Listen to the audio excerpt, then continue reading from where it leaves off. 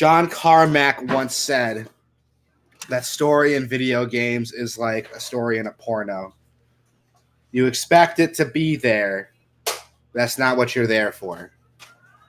He also said that when games look like pixelated diarrhea, and he probably didn't imagine that games could achieve what they could achieve today. Today, we're going to talk about probably the biggest game to come out, I think, in the last, 5-10 years, Last of Us 2. This is Rick. I am joined by Wasabi Ice Cream. Say hi, Wasabi. Yo. Hello. And my brother, Alex. What's going on?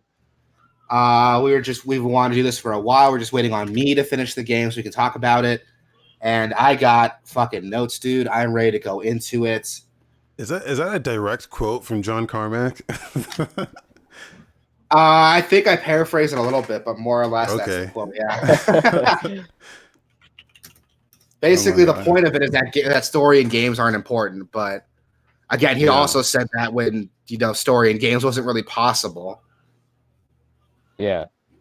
Which is crazy because The Last of Us is like, for me, it's that game that did story.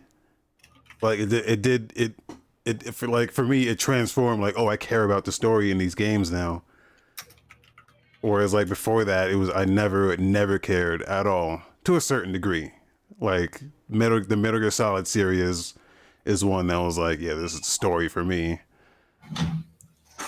Yeah, like heavy in the story. And that's the thing is, like, I noticed I found myself like playing both The Last of Us and The Last of Us 2. Like, I was practically rushing. Like, I felt myself rushing the game a little bit just to get to that next story segment because of how excited I was about it. Yeah. I was the same way, and growing up, and I still feel this way a little bit, I've always prioritized like gameplay over story. Like, I don't mind if a story's there, but I'm always going to prioritize how the game plays and how it feels over the story it tells me. To give you an example, like my game of the year for 2016 wasn't Uncharted 4, like it was for most people. It was Doom, because the gameplay was better. And I think that was the case for, I think you too, Wasabi, for 2016. But Last of Us 2, oh my God, it changed my opinion on storytelling in games. I know that sounds like that's such an outrageous claim to make, but it really did for reasons I'll go into right now. But the story's really good in the game. If we're talking pure gameplay, it's not the best stealth game I ever played. It's not the best third-person shooter. It's not the best semi-open world survival horror game with zombies I played. But it definitely does have the best story of any game I ever played. And that story alone really is worth picking up and playing through that game, regardless of like the little balls that are in there. Okay, so should we talk about the first game for a little bit? Yeah. The first game set the world on fire when it came out. It was Naughty Dog's new game after, I think Uncharted 3 was the last game they did before that one. So people were excited already because it was a new Naughty Dog game. It was also their first like M-rated game, and they were promising this big, like dark, post-apocalyptic story. And it does a good job. I mean, I played through the game. We all played through the game. I liked it. But I always felt like the story was holding the gameplay back. You know what I mean? Does that make sense? For the first one? Yes, mainly because like there's a lot of segments, and the second one has this problem too. Lot of segments. I feel the opposite of that. I feel like the gameplay held the story back. Really? Yeah, because they had to make time to let you experience the gameplay. Like they had to try to find that time to let you play in the story. Because for me, the gameplay was the weakest part of that first game, to where I actually kind of hate playing that game. Like I felt like it was a chore to play it, but the story was so good that I kind of just pushed through it. See, I was a little opposite. Like I liked the gameplay and I liked the story, but what kept me going was like how fun the game seemed to play, at least for me. And I would hate the first time through, the game has a lot of like scripted segments where you're walking around, you're listening to people talk, you're exploring things. things that aren't really there for gameplay purposes. They're there to tell the story and build the world up. That stuff sucks on a second playthrough. That's why I never played the game again after that. I tried to, but the story literally got in the way of me replaying the game, which is weird because like I'll rewatch movies I've watched before. I'll reread books I've read before. But Last of Us was a game I didn't want to play again. And a big part of it is because, I'm playing through all that stuff again when all the mysticism's gone. It feels a little monotonous. And The Last of Us 2 has that problem too, but the way it tells a story is that first time through, it's not a game to me, it was an experience to play through Last of Us 2. I know that's cliche as fuck, everyone's saying that, but that really is how I felt playing through Last of Us 2. And I know like my second playthrough isn't going to have the same spark as my first. I guess where I'd like to start is the ending of the first game, because I think that's kind of the most important piece of like both of these games. I think is that ending of the first game, because it ends on such a, by the way, full fucking spoilers. So if like no one's, just be warned, because I'm gonna say everything here. Yeah, so we're gonna talk about everything. No stone will be unturned for the rest of the show. When Joel kills the doctor in the end, right, and then gets Ellie out of the hospital, and then like drives all the way back to like Tommy's place, wherever. Yeah, Jackson. And then like they stop, and Ellie's like, "Just tell me everything you said is true." And he's like swear. She's like, "Swear." And she's like, "Dude, I promise." She's like, "Okay," and it just ends, right? Yeah. And then to me, that is the like one of the best endings, not only in like video games, but in any story I've ever seen or read, or like that is how you end a story to me. Yeah, because it ends on like it's such like a non-definitive thing, and it leaves it up to the person to determine how they feel about, oh, did she believe him or did she not believe him, or Yeah. No, I totally get you. That's actually one of the coolest. That's one of the best things about like The Last of Us and The Last of Us 2 is that the motion capture is done so well that in that moment you can see like the what is it?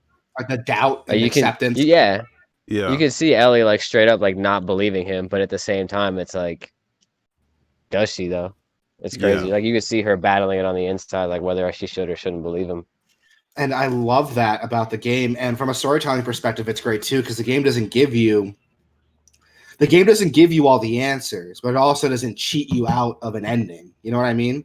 Yeah. Like so many games are so focused on like ending on a cliffhanger that by the end of it, it feels kind of cheap. But I didn't feel that way with Last of Us. Like their arc ended. I felt like the arc was over, but there's enough ambiguity there to keep me talking about and thinking about it after it was over. And I think that was genius for the first time. And then, so here's my problem with the second game is that it fucking devalues that entire fucking thing. Like the entire second game is the answer to a question that doesn't need to be answered. I mean, it answers that question of, oh, did she believe? Like it's that answer, the entire thing. I don't think we needed it as a whole. Now, since we got it, I think it's a great. Don't get me wrong, like what they made from that is great, but I think in its entirety, it's unnecessary. Like it devalues that first game entirely. I hear what you mean. I think what we got was great, but in getting that, it devalues what we had before. Yeah. Right? Yeah. I hear what you mean. And what's cool with it, though, is that we get something different from it. We get a story of like rage and grief that we didn't have in the first one. I mean, Joel dealt with his own grief in the first one, losing his daughter, but he did all that off camera, honestly. He did all that off camera. We get to play through it in this one, and we get to see like that grief from Ellie's, not just Ellie's perspective, but like Abby's perspective. Spoilers again for if you're just tuning in, but we're talking about some shit today. And I love that you get to see, and the way they handle it too. That's something we can go into later, but I feel like he what we does lost it off, the first one, he gained a lot more in the second one. He did it off camera, but you can see like there's still like hints in his personality that's like, dude, I've been through the dirt, man. I've been through this fucking shit. And like he just has hints where that shit comes out of him, like he shows it. Especially like towards like the end where he's like going to like rescue Ellie. He's like, nah, I'm fucking, that's my girl, you're not gonna fuck with us. And like he really shows his like past. Like I feel like they don't have to show everything. Like they can just give it to you bit by bit, and it's like, oh, he's coming back. I don't know. And then the second in part 2, it's so people have issue with the way that Joel goes out. Like right at the beginning, they off that motherfucker right in the beginning, and they're like, Joel would never give his name out to people, but like I don't like he's been living pretty good up to that point. Yeah. Where in that first game he was just like struggling the entire time. It was a whole struggle. They've hunkered down. I feel like he's like a softer man now. Like he's like, do we know how many years they've been in Jackson at that point? I don't really remember. 4 years. 4 years is how long they've been in Jackson at that point. 4 years. He's like sitting on his porch playing guitar and like whittling wooden horses and fucking painting and shit like that. Like he's a soft man now. Like I fully think believe what they were that, trying to do. Yeah. I think what they were trying to do with that whole thing is that it was like they wanted to show that just because the game, like the way the game ended, there was no happily ever after. Like, yeah. And that was definitely a way to show that there is not always a happily ever after, especially in a post-apocalyptic environment. Like, there's no way. Exactly. There's no way you're only dealing with the infected. Like, you still have to deal with people. Not just that, but like the choices you make before. Because, like, I mean, keep in mind too, like it sucks that Joel went out that way, and people are gonna argue like, oh, he wouldn't just go down like that. Well, he was outnumbered. There's like 6 guys there. It took like there's 2 people holding him down. Well, Abby did her thing. Like let's be honest here. Super old. Yeah, and he's super old. Like let's be honest here. Like all the shit he did, and this is what's great about the game. When you play through the game, all the shit he did sneaking around. When he took out groups of people, he did it, one by one. He wasn't Superman. He didn't take on like 5 dudes at a time. If you try to do that in the game, you fucking die. I think the issue that people have was what happened before that, where you just walked in there and was like, oh, I'll help you, and I'll tell you my name, and this is my brother, and we live down here, and you guys can come, and we can all have a happy, good time. And it's like, oh, he would never trust 12 strangers just out the gate. I gotcha. That's the issue. So here's my argument against that then. Again, he's a softer man. He's not, how can I word it? His survival wasn't his prerogative at that point. It was like building up the community. He didn't he wasn't outside Jackson patrolling for the fuck of it. He was there for the community, to keep the community going. So it makes sense. He meets some people, they show themselves off. They can handle themselves in a situation. They're kind of stranded in this mansion. It makes sense. Like, hey, invite them over. They'd be a great addition to our group here. Whereas especially in the first game, survivors, because what is it? They pointed out that after Joel's death, like Tommy was pointing out that like they couldn't even spare like Ellie, Jesse, and Dina. Like that's 3 people. Like you're telling me you can't spare 3 people? Exactly. So like already like they need more people, and that's why Joel was so willing to have them come over. And keep in mind, the Joel from Last of Us 1 is totally different from the Joel in Last of Us 2. The Joel in Last of Us 1, a lot of things carry over. He's still a hardened survivor. He's still doing what he can to get from day to day. But in the first game, he was living for himself.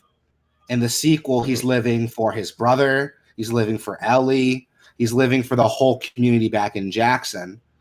So, you know, if the big criticism is that, oh, Joel would never do that, well, guess what? Like, people change, man. Like, that's the thing that happens. The Joel in Last of Us 2 isn't the same Joel from Last of Us 1. Yeah. And even in the moment, like when it's going down, he's like, he knows he has it coming. He's like, all right, give me your speech and do what you got to do. Like, he fucking knows that he had the shit coming. Yeah. And that's why I don't mind it. And the fact that, like, we could talk about this really quick. The fact that Laura Bailey, you know, the voice actress for Abby, got death threats for this, like, pisses me off. Like, yeah, I get that it's a game you're into with someone you really liked, and it's kind of a testament to like how good the first game was written, because you spend all this time with Joel. To see him go down like that, you know, to actually fill you with a real like rage and grief. That's a testament to the game, but Laura Bailey did not deserve the shit she got from people. Like, that's bullshit for her to get those death threats. But on the other hand, so remember during the podcast, I was saying that everything Naughty Dog did with this game is intentional. Yeah.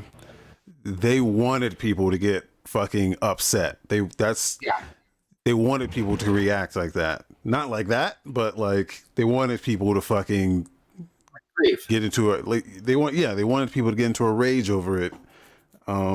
Because that's exactly, they wanted you to feel how Ellie would feel. They wanted you to do, I'm gonna fucking kill that bitch. Fuck them, fuck this, fuck that. And they wanted people to get that upset. So like, to that degree, I think they completely succeeded and on that aspect. Yeah. I still like Laura Bailey. Still, like, we could all agree she didn't deserve the death threats, but it is a testament to the writing. And Naughty Dog accomplished what they wanted, and it worked. Like when that happened, because he goes out so like unceremoniously. You know, it's not like there's no explanation at the time. There's no like answers. It just happens. Yeah. And you don't even get a chance to grieve because it cuts to like, I presumably like after a funeral. You know, you don't get to see any of that shit. And all you can do is just sit there and like just be mad.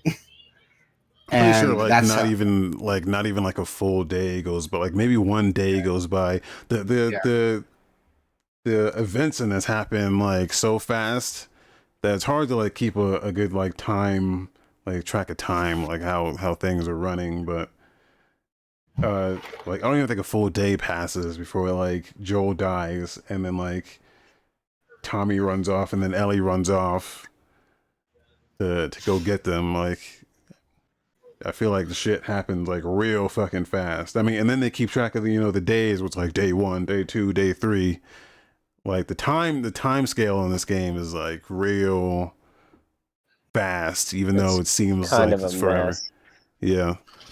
Yeah, and I think that was intentional because, you know, in moments of like grief and emotion, it's easy for like the days to blend together like that.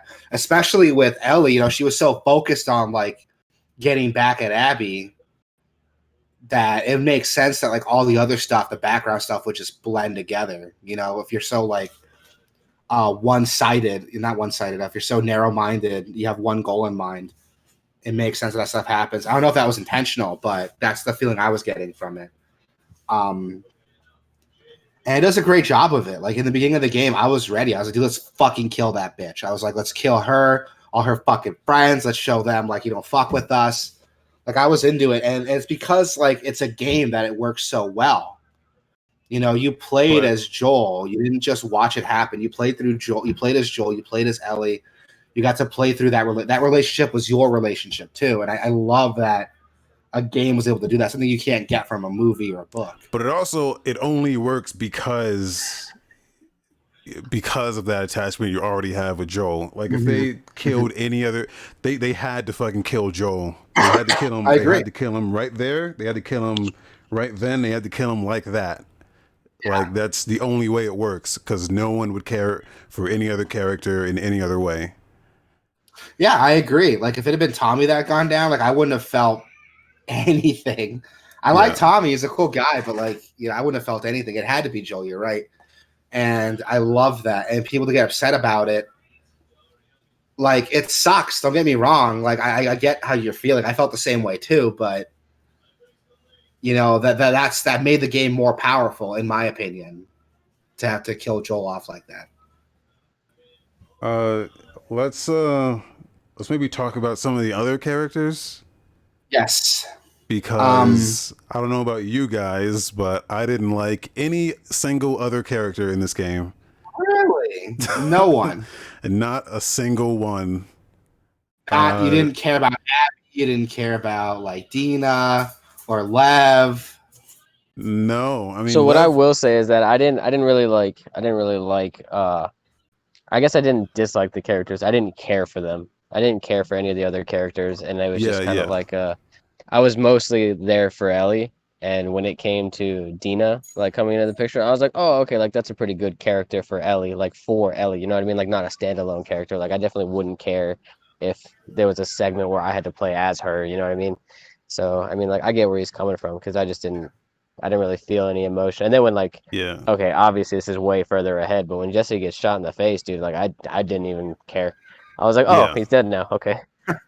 Same thing with like, and yeah, that goes to my other point. Like Dina, like so when they put out all those like promotional trailers, like before the game came out, and they showed all those teasers, and they showed a lot of Dina, and you're like, okay, Dina's like the new love interest. Probably what happens is she gets killed, and then Ellie runs off to go like get revenge on her. But that's what you think, like watching all those trailers, but.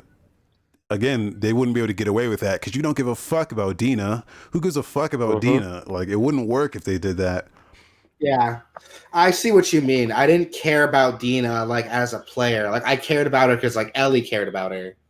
Yeah, exactly. But if something had happened to her, I personally wouldn't feel anything like what happened with Joel.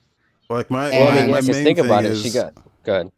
Oh, my main thing was like, okay, so for the first game has like 4 characters, and then throughout the story, they introduce characters, and you're with them for like a certain amount of time, and then they're gone. So like, you don't really have to get attached with so many characters. Like, I forget what the names are, but like, you know, the black guy and his little brother that you meet, and then you meet Bill later on.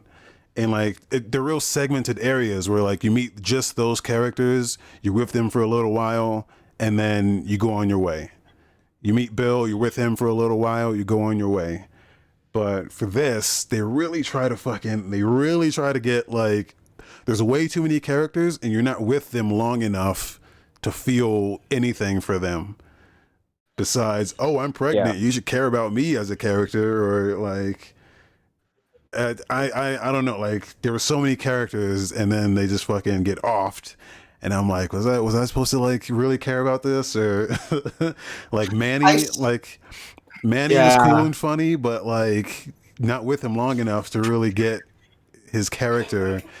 Like the black guy that's the leader of the wolves. I'm like, was I supposed to care about this guy? Like I don't.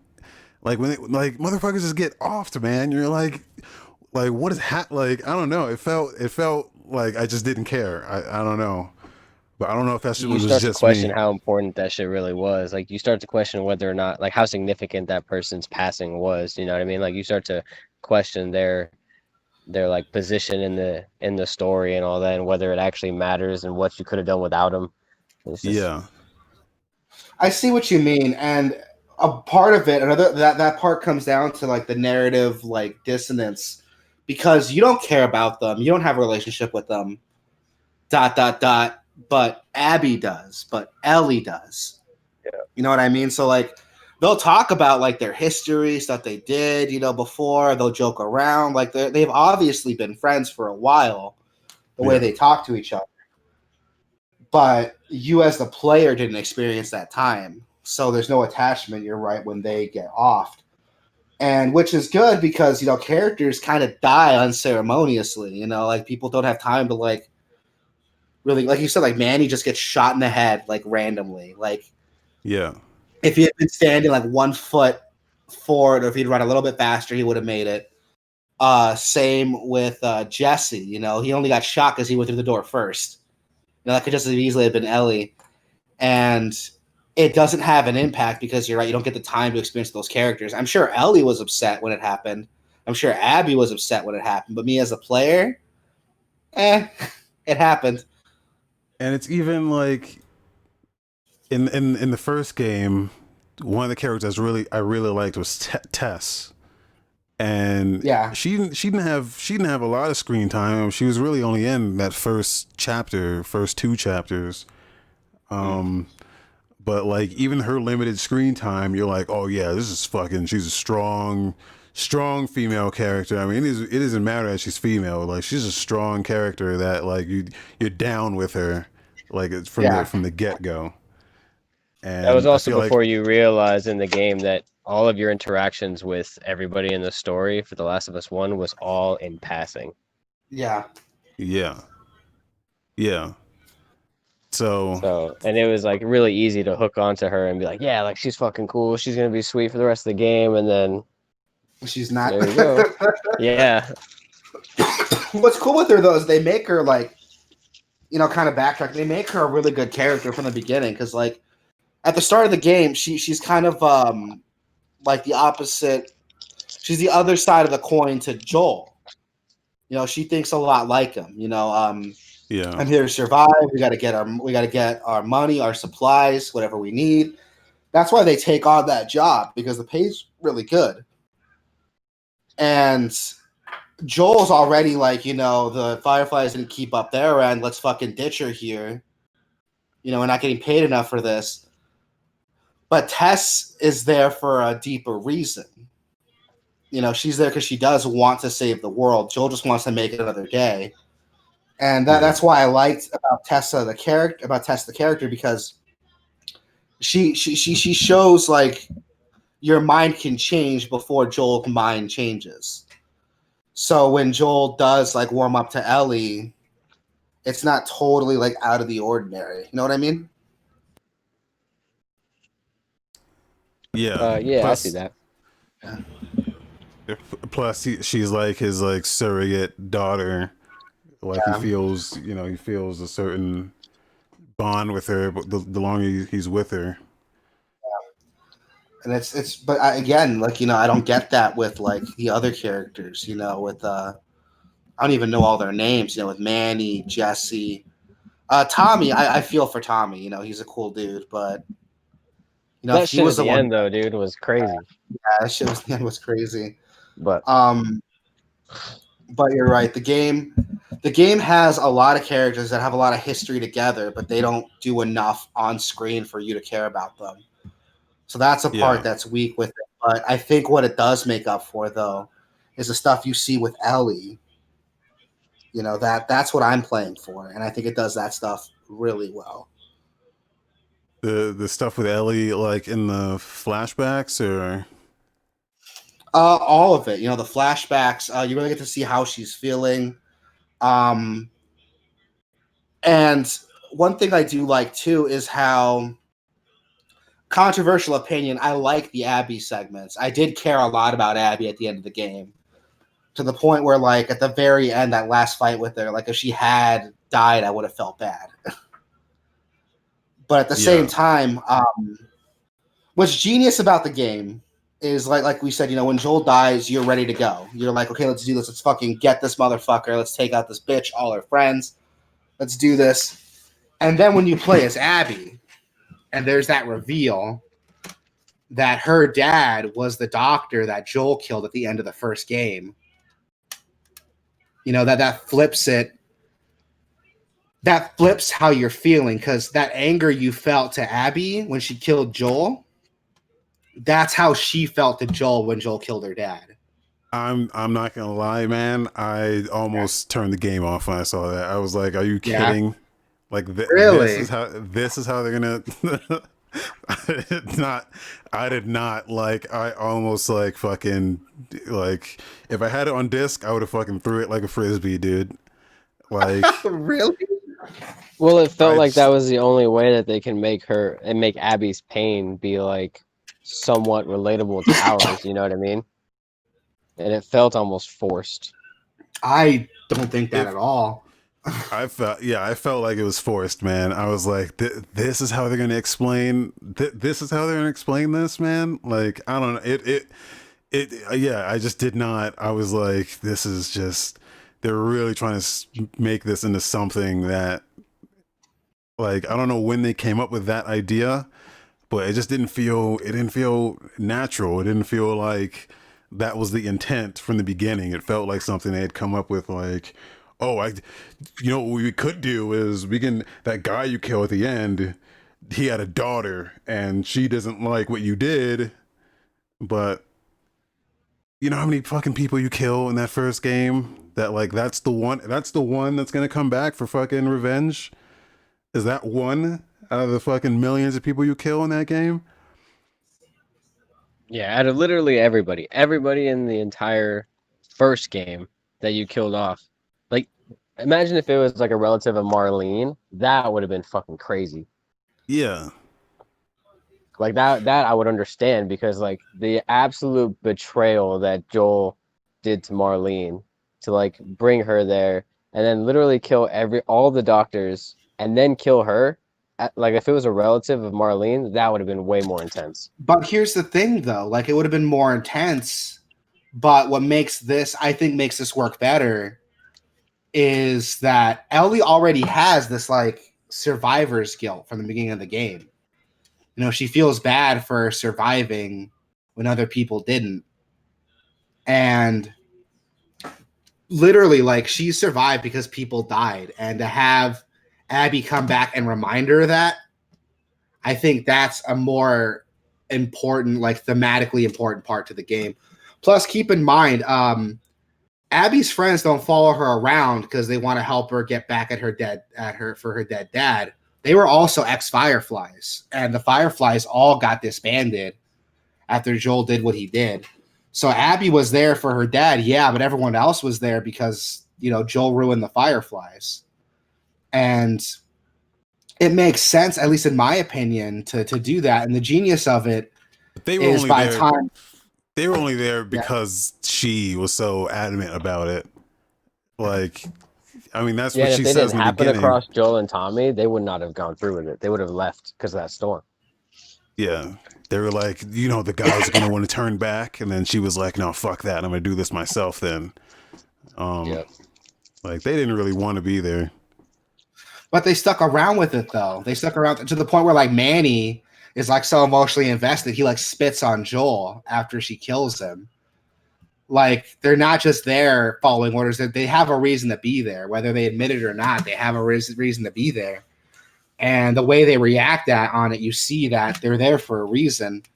And what I like about that twist is that it kind of puts that grief into perspective, because now you know the way you feel as the player chasing down Abby, going across the country to get to her and get back at her. That's the same way she felt chasing down Joel to Jackson. And it kind of makes you feel like, yeah, I'm getting revenge to feel better, but is that going to make anything better? And I think that's the point of the game. Well, I think that's Yeah. what her friends were there for. Her friends were trying to show that, like, yeah, you're doing all this, but it's probably not going to amount to what you think it's going to feel like. And in the end, it doesn't. Like, she still has Yeah. nightmares. She's still upset about what happened. And she doesn't, like, feel peace until she sets her own grief and her own rage aside and meets, like, Lev and her sister, or Lev and his brother and his sister. That's when she starts to realize that things aren't black and white. I can't just hate this group. Things happen for a reason. And it just sucks that she had gotten that. I was talking to my buddy about this. I fully think that if she had met Lev and his sister earlier, the events of Last of Us 2 probably wouldn't have happened. I think she would have, like, learned to let go of that grief and learned a better way to deal with it than chasing down Joel and making him suffer. It's a shame it had to happen when it did, but I love that the whole point of this game is setting aside those, like, that rage and that grief for something better. And that's the whole point of the game. And the spoiler, Ellie doesn't get that lesson until it's too late. least in my opinion. And Yeah. she does suffer. I mean, not completely too late. Like she does end up like running into her and like literally about to kill her, but then decides not to because she realizes that it's not that it's too late, but it's not worth it. Yeah. Like literally everything that she had to go through. Honest to God, like when that shit happened and she was like ready to leave for the second time to go after her, I was even done. I was like, come Yeah. on, dude, stop. Dude, same. I was the same way. I was like, dude, just go. Just it's over now. Like you found your peace. Just be at peace. Yeah. But she didn't. Like that's the thing that's frustrating. She didn't find her peace, and it took her till like she was literally about to kill Abby to realize that this isn't going to make her feel better. But they couldn't have ended like that whole scene where it's like they're at the farm and they're all happy. I feel like they could not have ended it like that. Like the whole time I was in that it wouldn't have scene, been realistic. It just didn't feel. I was like, something's off here. Like something just doesn't feel right about this whole thing. Like even though it felt like the ending, I was like, something's gonna happen here. It can't end like this. And sure enough, So, it did. Like, cause the whole like setting of it too, like it with the dead grass and the trees not being as like vibrant and green, and just the lighting and everything just seemed a little off. Like something about the whole farmhouse just seemed off and weird. yeah. And I think that's what they were actually trying to go for too, because throughout, like, you don't realize it until Ellie has her like panic attack, and then that's when they start like discussing that she's still, like having issues sleeping, and then you're like, yeah, you know what, something did feel off, like, and that explains all of it. Yeah, it's representative. Like it doesn't feel right for Ellie, so it doesn't feel right for you either. Exactly. And I love that about the game is that it really does like put things into perspective for you. And you're right. When she did chase after Joel, when she chased after Abby the second time, I was like, dude, just stop. Like I'm done. But at the same time, I agree with Sabi. Like if the game had ended right there, I wouldn't have been satisfied. Yeah. And it's really cool because that only works in a game. Again, like that wouldn't work in a movie. Like you could tell the same story, you can get the same beats, but like the emotion you feel wouldn't be there if you watch this on a screen. You know what I mean? Yeah. Yeah. But the game's really good.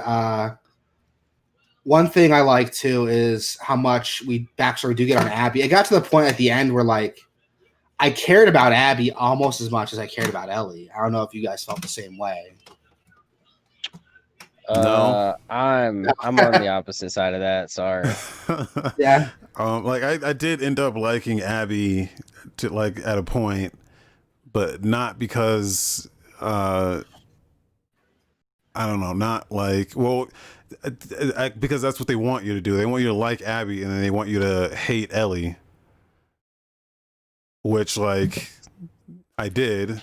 Didn't work. Yeah, well, I liked Abby, and I hated. Not so much hated Ellie, but I was like, man, Ellie's a real piece of shit. But she kind of always was, but like now it's like really showing. Yeah. It made me kind of like disagree with what Ellie was doing to an extent. Like it wasn't until, so the thing is, right, is like throughout all of Ellie's part, you're like, yeah, fuck yeah, like I'm all about this, like I'm right there with you, because you don't have the same backstory and context that you get with Abby playing with her side of the story and her characters. So you don't really understand like the severity of everything that Ellie's doing, but it's pretty monumental, and you realize that she's fucking up, like going after those people. She's not just killing those like 5 or 6 people, like she's fucking up an entire community because of it. Yeah. And okay, them battling their own wars, it's like, yeah, she's fucking with a lot of things, like not just herself and her own grief, you know what I mean?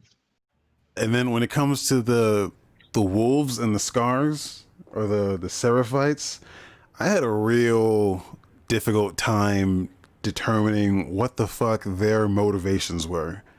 Like at no point did I feel like I understood what either of those factions wanted from anything. The other. Yeah. like I just had no idea what they were about, especially the Seraphites. Like they were completely, like I was completely oblivious as to what their whole deal was. Like I had no, at no point did I understand, like, okay, why, like what's, like who's this woman that they're like fawning over? Like what I thought was gonna happen, like here's what I thought was gonna happen. I thought that their idol, their like Seraphite idol, that woman, I thought like she would be this other immune person, like, oh, she's immune and it's a miracle, and she starts this whole religion around it based on her being like having gotten bit or something and have never turned. And I thought like that's where the story was gonna go, but that's very much, you don't even get that much. Yeah. Like you have no idea, like still, like what the fuck. A lot of it is like narrative and documents and shit that you Yeah. find, and it was Yeah. really hard to like understand their relationship. And Yeah. from what I got was like I literally just saw the wolves as like Firefly wannabes, and then I saw the Seraphites as just a fanatic religious group that was just like ridiculous, and they were just fighting over land. That's all I saw. Yeah, like that much I got. Like they were fighting over like territory, and they reached some sort of agreement, and then something happened, and then fucking it was just an all-out war at that point. From the story that I was reading, because you could find like documents and stuff. The woman that they're talking about started the religion. She was like, her whole idea was like the cordyceps infection started to kind of reset mankind. Excuse the hiccups. Back before technology like took over our lives. And you can see that like in the game, like they talk about like old world stuff, and even Lev's like, oh, I can't touch that, it's old world. And the point was like reset things back to kind of like a status quo and begin anew. And she had a religion early on. You can see from text that like the wolves already think she's like kind of problematic because she has these groups of people that are listening to her, but it doesn't really take off until you find a how can I word it, like a van, like an armored van that's decorated with like religious symbolism and artifacts, and you find out that was the van that woman was in, and she was actually executed in that van by the wolves. And because of that, she became kind of a martyr, and it spurred that religion forward and created the group that you're seeing now. Like that's why they're so fanatical, because they don't see her as like this religious leader. They see her as like a religious martyr, like Jesus, like she died for them. Yeah. And that's kind of what sprung them forward. And again, it's not obvious, which I like and hate, because I feel like if they try to include all of that in the game, it would make it much longer. But without including that, you don't get that context, and it kind of makes it hard to understand what's going on. So I see where you're coming from.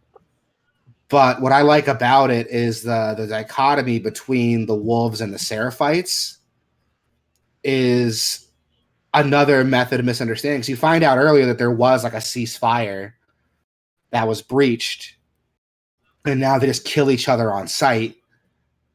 And because of that, you know, now the wolves will shoot Ellie on sight when she shows up. And that's a huge thing, because when Ellie gets there, she's like, oh, these guys are fucking maniacs. They're just shooting anyone that shows up in their area. And it just makes everyone look like the bad guy. The Seraphites more so than others. They're fucking crazy, but... Well, I think that's what they were trying to go for, was that they were trying to make you think of... They're trying to make it hard for you to understand who is actually the good guy and who's actually the bad guy, because they don't exist in this one. You know what I mean? Like, there is no good guy, there is no bad guy. Like, Ellie's not the good person. She's not the bad person, per se, but she's not the good person, and neither is Abby. Like, nobody... They all have their somewhat redeemable qualities, but nobody is a good or bad person. They're all just trying to survive. Yeah. Yeah. And you definitely see that in the game, and that's one thing I really like about it. And if we could talk about like Lev really quick. Lev is another one of my favorite characters. That's a character I really, really cared about halfway through. For people like tuning in, Lev is like a Seraphite deserter. And at the beginning of the game, you're kind of like, why are you leaving? And Lev says, oh, because I shaved my head. And you're like, okay, whatever. Don't tell me then. And you find out It's because Lev was born a girl named Lilith, but identifies as a boy. And by shaving her head, she basically told the community, like, yeah, I'm a boy. Treat me like a boy. And they did not like that. Yeah, no, they tried to kill her. Yeah. Not just that, but you find out like shit's fucked up over there anyway. Like the only reason why like Lev did it was because they were trying to make him a bride for one of the elders. And keep in mind, Lev is like what, like 13 at this point in the game? I think like 13. Yeah, I 14. think so. Yeah. So already like that's really icky and fucked up. And what's cool with that is that Abby sees it. Abby's the one that meets Lev and Lev's sister. I can't remember her name. Yara. Yara, yeah. Abby's the one that meets Lev and meets Yara, and she finds out her backstory through Yara explaining it to her. And again, that kind of shows Abby that like things aren't black and white. You know, not all Seraphites are fucking maniacs. There are some people there like Yara, like Lev, that were there for like survival. But once things got too crazy, like they took off when they realized they didn't have a place there. But not everyone's quite that lucky. And then she starts to see like the wolves too as not being the this paragon of like justice like she thought they were. Even at the beginning of the game, you see that they're in a similar situation. You know, you see survivors there who aren't soldiers. You see like kids. You see people there who are just working, tending farms, making medicine, treating sick. And it kind of shows you that if the wolves are similar to like the crew in Jackson, maybe the Seraphites are similar. And again, it blurs the line of like morality, like who's good, who's bad, because you kind of see everyone just kind of trying to survive the next day. And it's really upsetting because like they found a middle ground before. You found out that there was like a ceasefire. I can't remember what stopped it, but if they did it before, they could do it again, but they don't. And that causes a lot of people to die, a lot of fighting to happen. And it kind of perpetuates that idea of the story of like rage and misunderstanding like being the key factor here. I don't know. That was my interpretation of it. I don't know how you guys felt playing through those parts or if you didn't care at all. That was my interpretation. I didn't get any of that. I was just like, I was like, Lev. I mean, I felt some of that, but at the same time, I was like Lev and Yara are pretty cool. Like they're good characters, but only to like service Abby. Like I felt like Abby was trying to get shit out of them. Because okay, so Lev runs off to go like, oh, I'm gonna save my mother, but like I don't understand why he wanted to do that.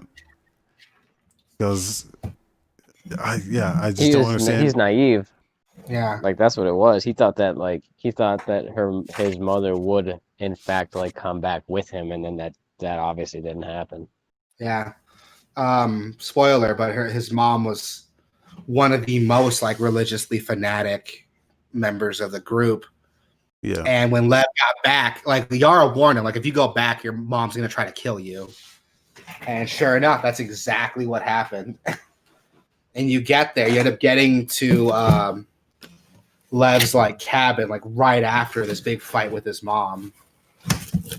And another like very emotional, like really heavy scene. Which is another reason why I like Lev so much. Like Lev goes through so much shit in this game. Oh my god.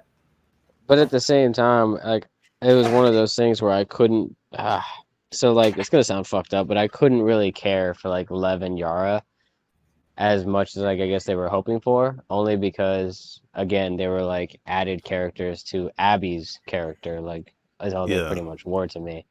It was the same way with like I was saying with Dina. I felt like they were just an extension of Abby, which only made me like Abby more. But it didn't really do much for me liking those individual characters. I don't know if that makes sense, but the only part that did make me feel emotional was like that part at the very end. Obviously, when they were fighting, it was like Lev was just in the rowboat alone. Like how would I have felt if Ellie did kill Abby and then left Lev there. You know what I mean? Like, what would you do at that point? Yeah. Like, now she's responsible for Lev. Yeah.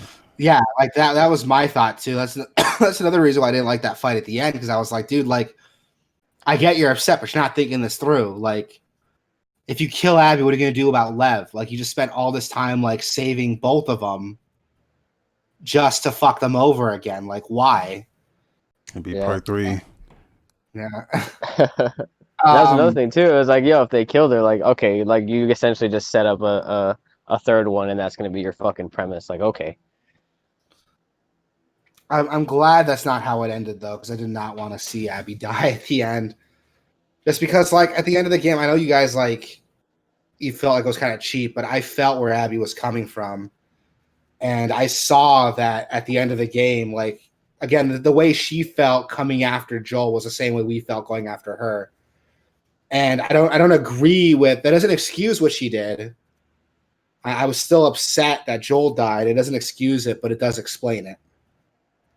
And to see that Ellie just falls into the cycle of violence and grief would have been really upsetting to see it. I'm glad that she ended up punking out at the end, even if it cost her like her fingers and she couldn't play guitar anymore after that. Oh my, I almost, like, again, when I saw that shit, I was like, this is dumb, dude. This is dumb. Really? I did not. I was like, really? Like, we're gonna, like, I don't, it was so cheesy to me, dude. The whole, like, she bit my fingers off. Now I can't play the song that we've been playing. Like, it's cool that they had like a theme, and you know the theme, and you know, like, you want to hear it because like you've grown to like it. They've been playing it throughout the entire game, but like, I don't know, it felt so cheesy to me. Like when she walks off in the end, I thought she was gonna like go out back and like put a bullet in her skull, and then I would have stood and applauded. God damn. God damn. That would have been way more brutal. I mean, not because I liked it, but because I kind of expected it. I was like, they've done so, like, I've hated everything, not hated everything, but like everything's just not hit with me so far, and that would have been just to top it off, the icing on the cake. Yeah, I don't know. I didn't like that. I don't know. I didn't feel a lot. I felt like when the stuff they were trying to make me feel, I just didn't feel anything. Like when like Ellie's like torturing people, you can tell she's like feeling things. You can tell she's feeling things, but I'm not feeling anything. So like when she like kills that pregnant chick, and you're like, oh god, she's pregnant, but like, just because you see that she's like very visibly pregnant doesn't mean that you didn't kill like 1,000 pregnant chicks that weren't visibly pregnant. We got to care about this one. I see what you mean. Like, she could just as easily has killed like someone else who was pregnant. We just didn't know because the game didn't explicitly tell us. Yeah, or like the dog killing. Like, I didn't give a fuck about the dog killing. I mean, like, I would like to not have to kill dogs. Like, I wouldn't do that in real life. But motherfuckers, they were the most annoying thing in the game because they just sniff you out and fucking chase you the fuck. Like, they give away your position so easily. Like, you have to prioritize killing the dogs or you're fucked. Yeah, I'm the same way. Like, the dog, and this is coming from someone who loves dogs. I love dogs. I've had dogs my whole life. And I saw them as another enemy I had to get over. You know what I mean? Yeah. Like they weren't, I didn't see them like as good boys. You know, they were dogs. They were an obstacle I'd overcome. And again, you're right. They're the most annoying enemy in the game because they give away your position. You have to prioritize them. So you start that up with like, fuck, I gotta kill the dog first. Yeah, like even when they killed Joel, I wasn't that upset because I'm like, oh yeah, this motherfucker had it coming. Like, it wasn't like, even Ellie knew that he had it coming because he finally reveals like, No, yeah, I lied I fucking lied to you. So, and you know Yeah. that now. So, but we don't find out that she knows until like the end of the fucking game, or like the end of like Abby's chat. At some point, we find out like real late that she knew the whole time. Well, even But then, like Ellie admits like early on because she's talking to Dina, and Dina's like, "You know who these people are?" And she's like, "I have no idea. Joel's fucked over so many people. It could be anyone." yeah, So like, even from the beginning, like we're not entirely sure if this is like related to Ellie and her deal. Because even Ellie's like, dude, this could have been any of like the millions of people he's fucked over. yeah, um, yeah. I don't know. I feel like a lot of the stuff just didn't land for me where they tried to have like an emotional response. The stuff I did like were those flashbacks with Ellie, where you are going back with Joel. Like it's some of the stuff that was like the strongest in the previous games, that they did again in this game, where you go back to the museum and you can see the interaction between her and Joel. Like I feel like that's the strongest stuff because you can actually feel it's I don't know, it's you can just feel the emotion there. Or even like where they go back with Abby and her father, like they kind of did a thing with that with the zebra that they did with the The giraffe. yeah. Yeah, which I thought the zebra scene was like way more emotional than like the giraffe scene from the first game. Really? Controversial. Yeah. That's debatable. Controversial opinion, but I was like, maybe it's because it's been so long since I played the first game, but I felt more like spectacle with the zebra scene than I did with the giraffe scene. The giraffe scene was a lot more like the giraffe scene came right after. Like you have to put it in perspective because that scene came right after Ellie was almost like sexually assaulted by that one guy. Yeah. That came right after that, and then she wasn't speaking after that. Like she wouldn't talk to Joel anymore. And then they come up, and then like the giraffes come up, and I don't know. It's a real like emotional moment that like they don't really say anything. They just show it to you. Whereas this zebra thing, there's a lot of fucking shit going on, and I'm like, this is cool, but there's like a lot of shit going on. But yeah, here's what I like about the zebra scene though. It puts things into perspective because you just see like Abby and her dad there, and he's like, I gotta show you something. And from the context, you can figure out, oh, this is like Abby's dad. What does Abby's dad have to do with the game? And it's not till after the zebra scene they tell you, oh, he's the like head surgeon that was gonna like work on Ellie. yeah.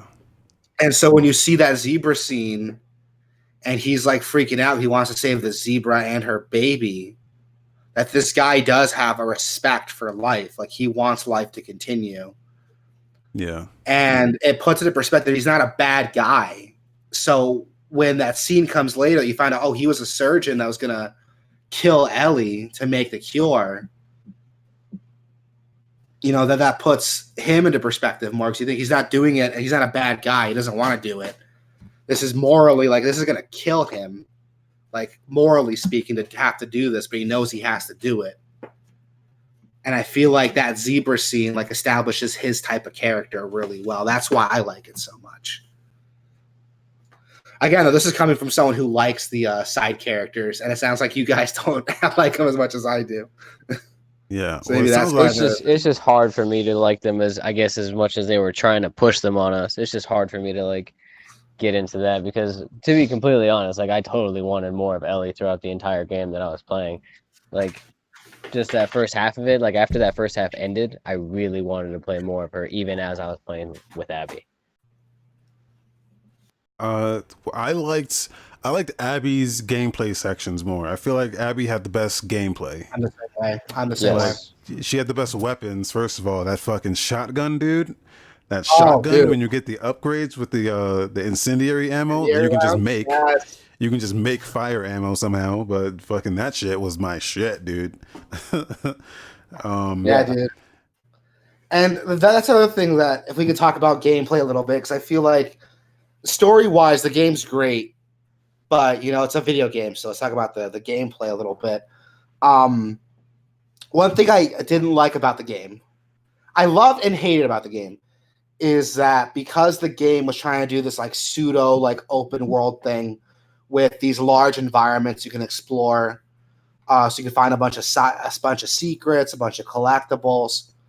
By trying to do that to pad out the game time, it did make the game longer and it built up this sense of exploration. But when you play through as Ellie and you've upgraded all this shit, and then you start over as Abby and you're starting from square one again, it's so frustrating. Yeah, it sucked, dude. It was fucking awful. I was pissed. That knocked all the wind out of me. I played the entire thing. I played Abby. I played Ellie's entire section, like a full like 14 hours, and then I got to Abby, and I was like, oh, this is probably just like a short little section, like it was before. And then you pull up her crafting menu, and you see everything's at level 1 again, and I'm like, oh no, it knocked all the wind out of my sails, dude. I like well. And it was crazy because it was kind of misleading in the beginning of Abby's part because I was thinking the same thing. I was like, okay, this has to be like short, it has to be small, and then I saw that there was like shit to add, like customize and everything, and I was like, okay, well maybe, like they're probably just gonna hand me all of the experience and all that shit just to make it still feel like I'm customizing this character to my own lifestyle. You know what I mean? Yeah. And then as I started to go through, I was like, all right, you can end now. Okay, I'm done with this segment. You can end now. And then it never did. And I was like, fuck. I feel like I like the Abby segments, but I feel like if they had scaled back some of the exploration, just made it more focused for Ellie and Abby, like, take out a lot of the exploration, have me look around for stuff, have stuff upgrade as you play through the story, or have it all available from the beginning, or like most of it available. Like Abby's abilities, that one where what was it? If you it's a melee ability. If you like surprise someone and kill them with a surprise attack, then you get that surprise attack on the next person you melee. You know what I'm talking about? Yeah. Like that shit should have been there. Finishers. Yeah. Like if you performed a finisher on somebody, you get that you have like X amount of time where you can do a finisher again for free. Like shit like that should have been there from the beginning, dude, to separate the characters out. Like, because I know what they're trying to do. They're trying to make Ellie more stealth-based, Abby more combat-based. That's cool. Fucking give me that shit from the beginning so I'm not starting the whole thing over again. Yeah. Make them distinct from the beginning. Because with Abby, like I still like snuck around with Abby, but because she had so much firepower and she was obviously like better suited for close combat than Ellie was, I was just fucking dropping motherfuckers through that whole game. I was using incendiary shotgun. I was using the hunting pistol. I was meleeing dudes because their fucking punches were ridiculous. Like I was more aggressive with that. And I wish the game had dialed back on this like progression, which by the way is a very like it's a very lazy progression system because it's locking behind like really important skills that should be there from the beginning. I feel like they you have to find, which is ridiculous. Like what the fuck, dude? Because I like the most important upgrade, that finisher, that extra time for finishers you get. Like that's like probably her most like distinct like difference from Ellie, and it's locked behind like another fucking book. I never got that upgrade. I never felt like I needed it. I mean, I played her like a fucking third-person shooter, dude. Like I just fucking ran through and just demolished everything with that shotgun. And then you get but she had the best sequences in the entire game. Like that whole when you go underground in the hospital. Yeah, that part was great. And it's like a fucking Resident Evil like horror game. Yeah. The part where you're climbing down the apartment complex, and it's just like real dark, and you got your fucking gas mask on. Like that whole sequence was awesome. You get the flamethrower. Mm-hmm. I just like the gameplay moments that Abby had were just the most memorable for me. I agree. I felt the same way, and I feel like it didn't have to be. They could have cut down some of the like explorable content, made the game more focused, had that same like sense of scale, but put that in Ellie's story, I think we would have had a smoother game. You know what I mean? I feel like them trying to do this like pseudo open world thing held the story back a little bit. But I think they only did that like in the first part of like the first like Ellie's first. Like that's when you really get an open world. That's like, hey, here's a map and here's the spots you can explore and here's where you've been and here's where there's still stuff. Like they only did that once and then like never again. It's still there, just not like as prevalent. Yeah. Like I feel like they either double down on that or scale it back, I think. I mean, I think they only really did it for narrative too. Like they really just wanted you to kind of get a sense, because again, they had to shorten your experience with Ellie and then shorten your experience with Abby, because they would have had to make 2 full games if they wanted to kind of like spread that out. And they were just, I think what they were trying to do is that they were trying to slow the actual story down for you, so that way like you, the player, can I guess experience those personality traits between the two, like their relationships, on your own without them having to do it for you. I get that. They can cut the game down to a reasonable time. I get that, but I think that's a detriment to the game when you're hiding like upgrade trees behind explorables. Yeah. Because like the things that, if level 1 Ellie and level 1 Abby are almost the same character except for their weapon loadout. Yep. And I feel like they should have like worked more to differentiate the characters. Like have like some abilities be like more prevalent. You know what I mean? Like by default, give Ellie a better listening mode. Just by default, don't make that an upgrade. Just give her a better listening mode from the beginning. And for Abby, like give her more health and that melee option on top of like the different gear. And I think I wouldn't have been like as upset having to basically start from level 1 again. You know what I mean? And yeah, I think that's exactly what it was. I think there's enough differences because like Ellie's like she has like a basic like stealth loadout. Yeah. You know, she starts with that switchblade and she just always has that switchblade. Whereas Abby, you cannot. She does not have that. You have to like craft the shivs, and even then, you don't even start with that. So yeah, like she's built from the beginning as like more of like a brute, more of like a bruiser. I get that, but I wanted more differences like in them physically, because from level 1 Ellie and level 1 Abby, the only differences are the loadouts. Yeah. Which level 1 Ellie has like a rifle, a pistol, and her knife. Abby has an assault rifle, a shotgun, and her fists, which is fine, but they're so similar from the beginning. I wanted more differences, like physical difference. Like I said, give Ellie, a better listening mode or faster movement in listening mode, and give Abby like more health. Give her the more health upgrades. Give her that by default. Give her that execution mode or that finisher upgrade. Give her that by default, and I wouldn't have felt as bad. Basically, starting from square one again. That's just a personal opinion. Yeah, you wanted more mechanical differences, exactly. And they are mechanically different, but that's after you upgrade them. That's after 10 hours of playing per character. And to paraphrase what you said, it knocked the wind out of me too. Like starting from square one, I almost turned the game off and picked it up again later, but I knew I had to finish it. Yeah, and then that goes into the other problem I think this game has is the pacing is just it's too long, dude. It's way too long. Like there are scenes that I just don't think need to exist. Actually, most of Abby's sections don't need to exist. Even though I liked her segments, man, it just padded that game out unnecessarily. Matter of fact, the entire Seraphite section that she had doesn't need to be there. Where Lev Goat runs back to his mom and you do that whole fucking shit. And then oh, this was pointless and everyone's here killing each other, and then we go back. That whole section doesn't need to exist.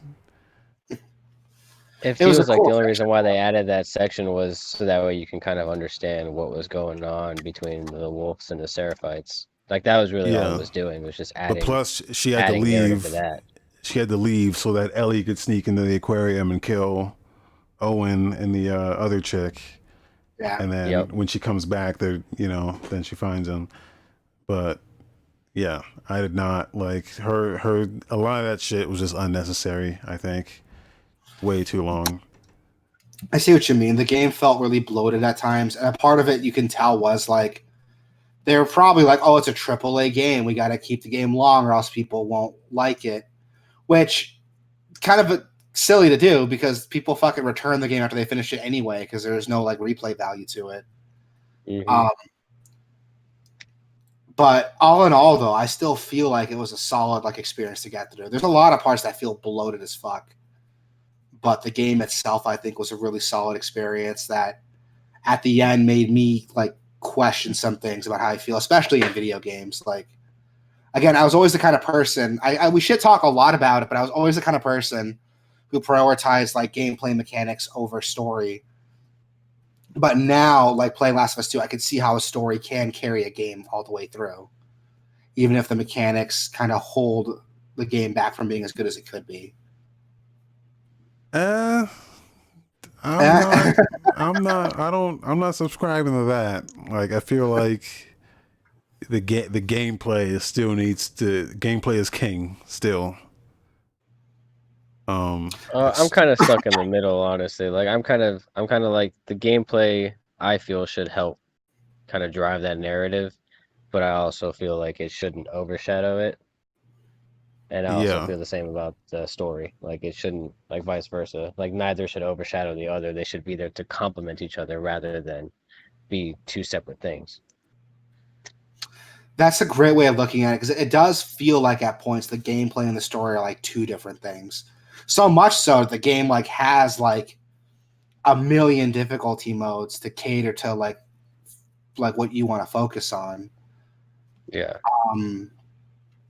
And I feel like if Naughty Dog can do a better job like combining them, having them exist like in perfect cohesion instead of as separate entities, I think it would have been a better game. I wouldn't know how to do it, but that's something that they could have worked on with it. And it's still a solid game. I don't want to like say, oh, it's completely unplayable, don't buy it. It's still a game that's worth playing. It's the biggest game of like this decade for a reason.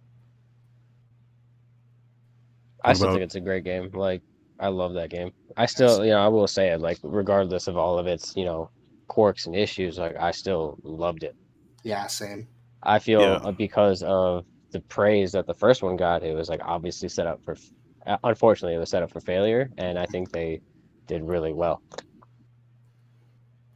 Also, the fact that like most of the game's like major plot points got leaked out of context, like definitely didn't help it. Like people already had an opinion on it before the game came out. Yeah. Which, I think how much of this shit get spoiled for you guys? Because going in, I already knew that Joel dies. I didn't know how or when or why. I just knew that he dies. I had a theory that he would, just because like we're playing as Ellie through the whole game, so I thought like Joel's going to be out of commission for this game for playing as Ellie through the whole thing. That was my thought. So I had a theory that he might die. I just wasn't expecting him to die so early on and so viciously. But other than that, I didn't get the game spoiled for me at all. I was really careful not to get it spoiled for me. What about you? A week before the game came out, like everything was spoiled. All of it, man. Beginning to end. Shit. Yeah, so I kind of went into it like knowing everything, and that definitely did not help, like emotionally. Really? I was still kind of like, I was like the parts that were supposed to be emotional definitely were not because of that, and that sucked. Because I really wanted to feel something while playing this game. I see what you mean, and I'm lucky it didn't get spoiled for me. Actually, that's not entirely true because I remember I was online and Laura Bailey like shared her Twitter that she was getting death threats by people, and she censored it. But all the death threats were like, "I'm gonna fucking kill you! How dare you kill!" And she would like censor it out. But I'm like, I kind of put two and two together. I was like, okay, like why would people be mad that a character died? Unless the character was Joel. Mm-hmm. So that kind of spoiled it for me a little bit, but everything else, I had no idea what I was getting into. And I feel like I was able to enjoy the game a little bit more because of it.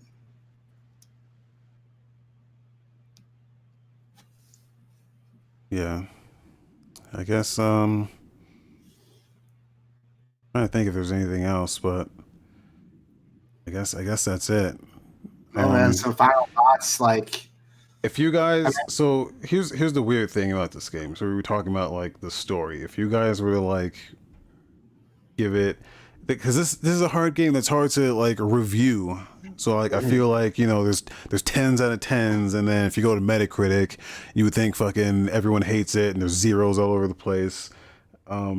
It's one of those games that's just difficult to review. What, like, if you had to score it, I don't like using the 10 scale, but since that's the consensus, out of 10, like, where do you think you land on this? Oh, that's hard. I don't like using a number scale either. If like gun to my head, you're gonna tell me to give it a number, and 7 out of 10, just be non-controversial. But if you want an explanation on it, I guess my review is, if you like Last of Us 1, Last of Us 2 is an improvement over it, like mechanically speaking. The story is a fantastic continuation of it, in my opinion. If you like Last of Us 1, I think you'll love Last of Us 2, even if the game likes to punch you in the gut sometimes. I'm actually gonna go with, like, honestly, I'm probably gonna go with like an 8 for it, just because personally I do enjoy what they did with it. I do think that the direction they took with it was necessary in a sense to actually progress the story and do what they wanted to. Sure, it may not have been what everybody wanted, but I still think personally it was a great game. Mm-hmm. Mechanically and story wise, like, it was still really good. Yeah, and I'm also sitting around like a 7 or an 8, just because I really do think it devalue. I think we would have been better off not getting this game not being made. I really think it devalues that first game, but that doesn't go, since they did make this, it is still a very, very good quality experience. And like, also, like, we didn't really talk about like the human sweat and tears that went into this game really fucking shows. Like, it gives me an entirely new appreciation. Like, every game I play now after this has like I can't see it in the same light that I see this, in terms of like man, like the breathing sounds. Like, this game has it has, like, I forgot what they call it, man. It's like procedural breathing technology. What? Like, there's I don't know if you noticed it, but I played on like real high quality headphones, and you can just hear fucking breathing nonstop, dude. Everyone's breathing and shit, man. It's like real fucking crazy. Like the effort they put into just the breathing sounds. But that level of quality goes into, and there's, the stories out there of like how much, like, how overworked Naughty Dog is, but like, I'm sure that everyone who worked on this game can look back on this and be like, you know what, it fucking sucked for however many years we were working on this. It fucking sucked, but they can look back at it and go like, man, I'm proud of what we did here, man. Like, this is a real accomplishment in my life. Like, I'm sure everyone You can who worked definitely on look at it as an achievement. Yeah. Yeah, I'm the same way, and I see what you mean. The story does like devalue like the ambiguity from the first game, but I think the story we got out of it makes up for it, at least in my opinion. I know I'm probably the minority, especially people on Metacritic, but that's how I feel. Yeah, dude, I think.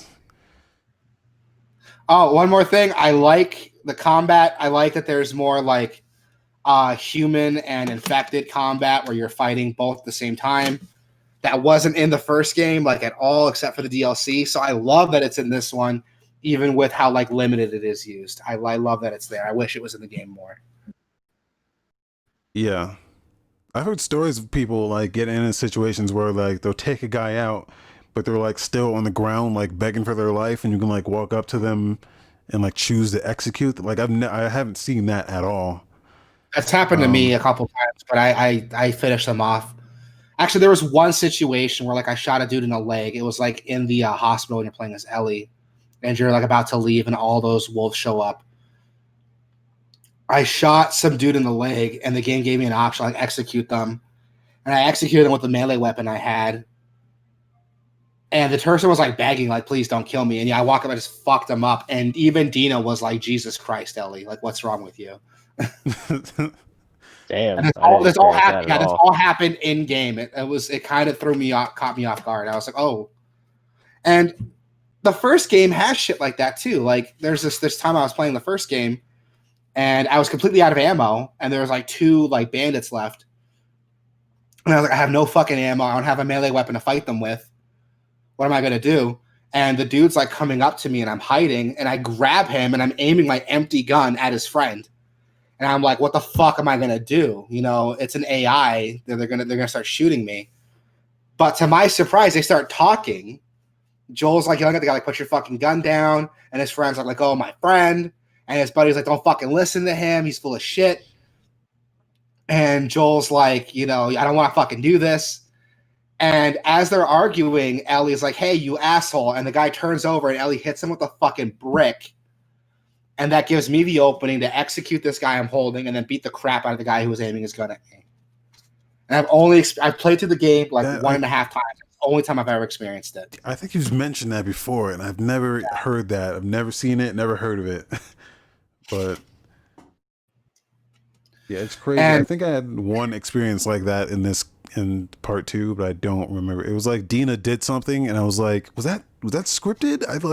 I legitimately couldn't tell if like she was scripted to do a thing, or if it just naturally happened. But like I remember, I think like she got caught, and then like I don't remember what happened. I'd have to look back, but there's all kinds of cool stuff like that. Like I tried pulling something like similar in this game, but I forgot how much ammo I had, so I was shooting at some guy trying to keep him away from me while I was holding this dude hostage. And I lost count of how many bullets I had, so I was firing just empty, like click, click, click. And as soon as I did that, the guy I was holding was like, she's out of ammo, come get her. And then everyone swarmed me. Yeah, that I've seen. Like, there's a lot of like little things under the hood that people don't talk about. That's really cool about the game. Yeah. But yeah, all in all, like, if you made it all the way to the end, pick the game up. It's definitely worth picking up. It's one of the biggest games to come out this decade for a reason. That's one of the most like hyped up games for a reason. And does it live up to all the hype? I don't think so, but it is a really, really good experience to get through. Yeah. All right. Any last words from anyone else? No, I think we got it. Yeah, man. All right. Twitch.tv/Gameoverse. You got any social shit you got to plug? Actually don't. No.